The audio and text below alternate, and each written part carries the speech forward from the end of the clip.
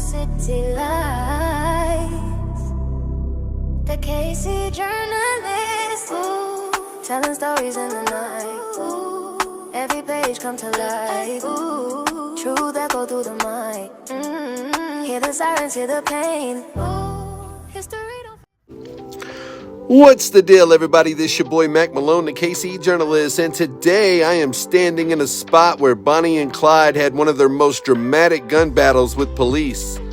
Now, I am standing in the exact spot that it happened at. Now, on July 19th, 1933, almost 93 years ago, this is older than the President Hotel murder that I just covered.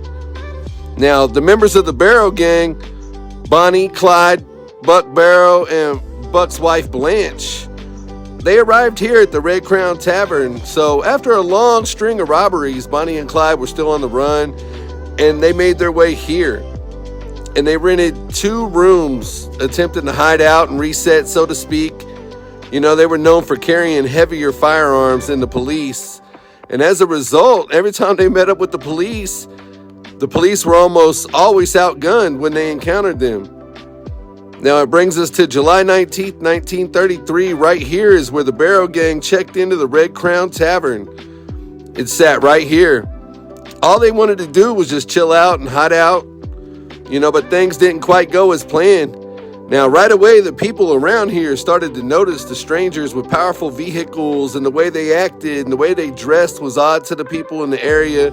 Several events made people suspicious, like Blanche paying with all change and doing different things around there. Now, going into the establishment to get food made people notice the odd woman and her odd behavior, just a whole bunch of things. Now, the police were called and they immediately knew it was the Barrow Gang. So, Platte County and Jackson County Sheriff's deputies and the Missouri Highway Patrol all clicked up. They planned on raiding this room. They had Thompson machine guns and a police vehicle with bulletproof steel plates. They were not playing around. They knew who they were encountering.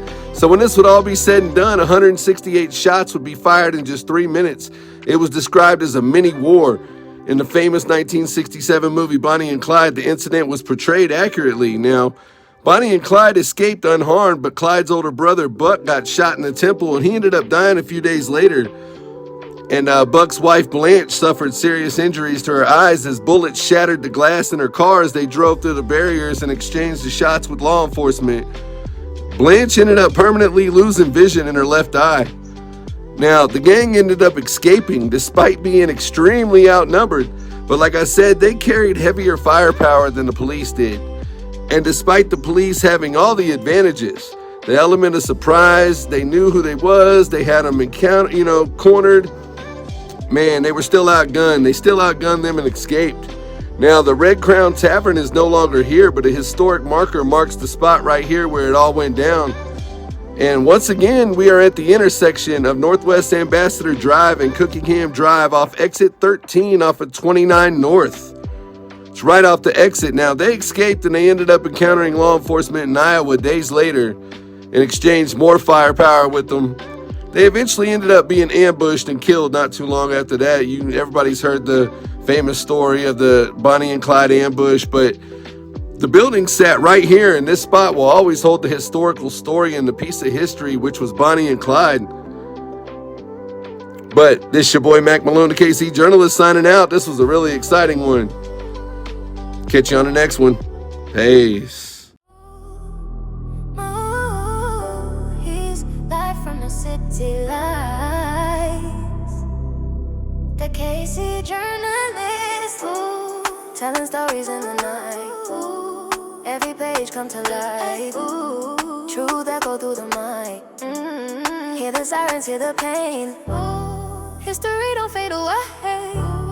Kansas City remembers.